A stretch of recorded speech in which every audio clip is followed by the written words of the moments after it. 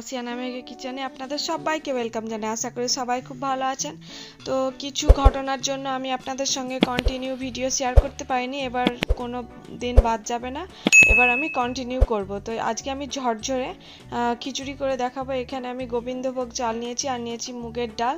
তো চালটা আছে 500 গ্রাম আর নিয়েছি মুগের ডাল হাফ গ্লাস। এই গ্লাসটার হাফ গ্লাস আমি মুগের ডাল নিয়েছি আর এই গ্লাসটার 2 গ্লাস আমি চাল নিয়েছি, গোবিন্দভোগ চাল।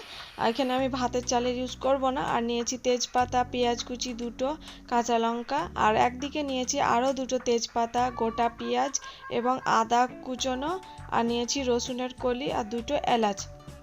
তো চলুন দেখিনি আমি কেমনভাবে করি। এই গ্লাসটার এবার আমি 4 গ্লাস জল দিয়ে দিলাম, যেহেতু আমি 2 গ্লাস চাল নিয়েছি।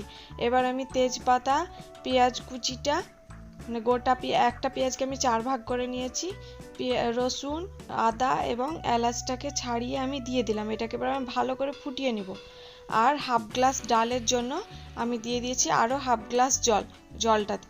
এবার আমি আরেকটা যেই পাত্রে আমি খিচুড়ি করব সেই পাত্রে ডালটাকে দিয়ে ভালো করে ভেজে নিচ্ছি। ডালটা ভাজা হয়ে গেছে, আমি ধুয়ে জল ঝরিয়ে রাখতে দিয়ে দিয়েছি। এবার দিয়ে দিচ্ছি 3 চা চামচ মতো সর্ষের তেল এবং হাফ চা চামচ মতো ঘি। আমি ঘি আরও পরে যোগ করব। তো তেলটা গরম হয়ে গেছে, এবার আমি দিয়ে দিচ্ছি তেজপাতা, পেঁয়াজ কুচি নিয়ে ভালো করে আমি ব্রাউন কালার করে ভেজে নেব, হালকা ব্রাউন কালার। তো হালকা ভাজা হয়ে এসছে, এবার আমি মশলা দিয়ে দিব আদা বাটা 1 চামচ, রসুন বাটা 1 চামচ। আজকে একটু অন্যভাবে খিচুড়িটা আমি আপনাদের সঙ্গে শেয়ার করব। জিরে গুঁড়ো হাফ চা চামচ, আপনারা চাইলে গোটা জিরেও দিতে পারেন তেলের সঙ্গে প্রথমেই। হাফ চা চামচ মতো হলুদ গুঁড়ো আর দিয়ে দিব স্বাদ অনুযায়ী লঙ্কা গুঁড়ো।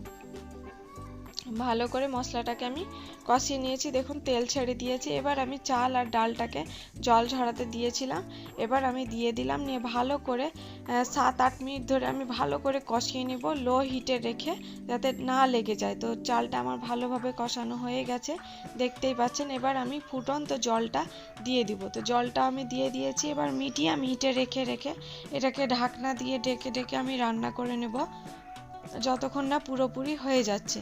তো মিডিয়াম হিটে রেখে দেওয়ার পরে কিছুক্ষণ রাখার পরেই দেখতে পাচ্ছেন জলটা প্রায় শুকিয়ে এসছে। এবার আমি কাঁচা লঙ্কা এবং আরেকটু পরিমাণ ঘি দিয়ে দিচ্ছি, তাতে খুব সুন্দর ফ্লেভারটা আসবে। তো এবার পুরোপুরি জলটা ঝরে গেছে। তো ঝরঝরে খিচুড়ি একদম রেডি। আপনারা যে কোনো খাবারের সঙ্গে এটা খেতে পারেন। তো এখানে আমি ভাজা মাংসের সঙ্গে খাবো।